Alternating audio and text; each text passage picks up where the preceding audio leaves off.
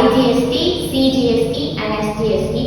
IGST na Integrated Goods and Service Tax, CGST is Central Goods and Service Tax, SGST na State Goods and Service Tax. இதுல interstate and intrastate two types of transaction இருக்கு. Interstate na இப்போ ஒரு ஸ்டேட்ல இருந்து இன்னொரு ஸ்டேட்டுக்கு movements of goods and service இருந்துச்சுன்னா அந்த இன்டர்ஸ்டேட் டிரான்சாக்ஷன் பண்ணுவாங்க. இன்டர்ஸ்டேட்ல வந்து வெறும் ஐஜிஎஸ்டி மட்டும் தான் கலெக்ட் பண்ணுவாங்க. இப்போ ஜிஎஸ்டி ரேட் வந்து 18%னா ஐஜிஎஸ்டி வந்து 18% அப்படியே கலெக்ட் பண்ணிட்டு அது சென்ட்ரல் கவர்மெண்டோட அக்கௌண்ட்ல போயிடும். அவங்க வந்து அந்த ரெஸ்பெக்டிவ் ஸ்டேட்ஸுக்கு அதை பிரிச்சு கொடுத்துருவாங்க. இதுவே வந்து இன்ட்ராஸ்டேட்னா சிஜிஎஸ்டி கலெக்ட் பண்ணுவாங்க, எஸ்ஜிஎஸ்டி கலெக்ட் பண்ணுவாங்க. சிஜிஎஸ்டி அண்ட் எஸ்ஜிஎஸ்டி இப்போ ஜிஎஸ்டி வந்து 18%னா அந்த 9% வந்து சிஜிஎஸ்டி கலெக்ட் ஆகும் அண்ட் 9% வந்து எஸ்ஜிஎஸ்டி கலெக்ட் பண்ணுவாங்க. இது சிஜிஎஸ்டி வந்து சென்ட்ரல் பேங்க்குக்கும் எஸ்ஜிஎஸ்டி ஸ்டேட் பேங்க்குக்கும் போய்விடும்.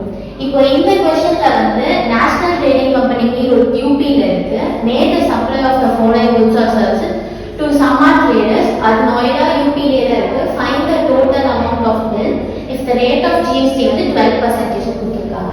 இதுல வந்து ரெண்டுமே யூபிங்கிறதுனால இட்ஸ் எ இன்ட்ரா ஸ்டேட் ஒரே ஸ்டேட் குள்ள நடக்கிற goods and service movement. So அப்போ நம்ம இதுல வந்து சிஜிஎஸ்டி கால்குலேட் பண்ணனும், எஸ்ஜிஎஸ்டி கால்குலேட் பண்ணனும். சப்போஸ் இப்போ ஒரு ப்ராடக்ட்டுக்கு ஏதாவது டிஸ்கவுண்ட் கொடுக்குறாங்க அப்படின்னா ஃபர்ஸ்ட் அந்த பில் அமௌண்ட்ல அந்த டிஸ்கவுண்ட்டை குறைச்சிட்டு அந்த அமௌண்ட்டுக்கு தான் நம்ம வந்து ஜிஎஸ்டி அப்ளை பண்ணணும். இப்போ இந்த பில்லில் என்ன கொடுத்துருக்காங்கன்னா குவான்டிட்டி அண்ட் எம்ஆர்பி கொடுத்துருக்காங்க. ஸோ மல்டிப்ளை பண்ணால் நம்மளுக்கான அமௌண்ட் என்னன்னு தெரிஞ்சிடும். அண்ட் டிஸ்கவுண்ட் வந்து ஒரு ப்ராடக்ட்டுக்கு தனித்தனி டிஸ்கவுண்ட் கொடுத்துருக்காங்க. லைக் 40%, 30% கொடுத்துருக்காங்க. ஸோ 40% டிஸ்கவுண்ட்னா இதுல வந்து 60% ஆஃப் த அமௌண்ட் கலெக்ட் ஆகும்னு அர்த்தம். ஸோ 60% எவ்வளோ அண்ட் 30% டிஸ்கவுண்ட்னா 70% ஆஃப் 9600 வந்து கலெக்ட் பண்ணுவாங்க. 50%னா 50% ஆஃப் இது கலெக்ட் பண்ணுவாங்க அண்ட் 40% டிஸ்கவுண்ட்னா 60% ஆஃப் 10000 கலெக்ட் பண்ணுவாங்க. ஸோ இது எல்லாத்தையும் ஆட் பண்ணா நம்மளுக்கு எவ்வளோ அமௌண்ட் வரும்ன்றது தெரியும்.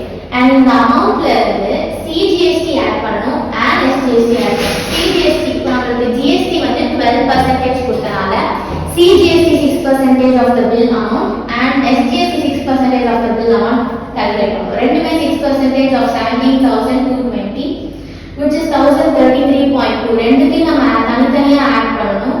தனித்தனியா ஆட் பண்ணா நம்மளுக்கு நம்மளோட bill amount total value 19,286.4 rupees.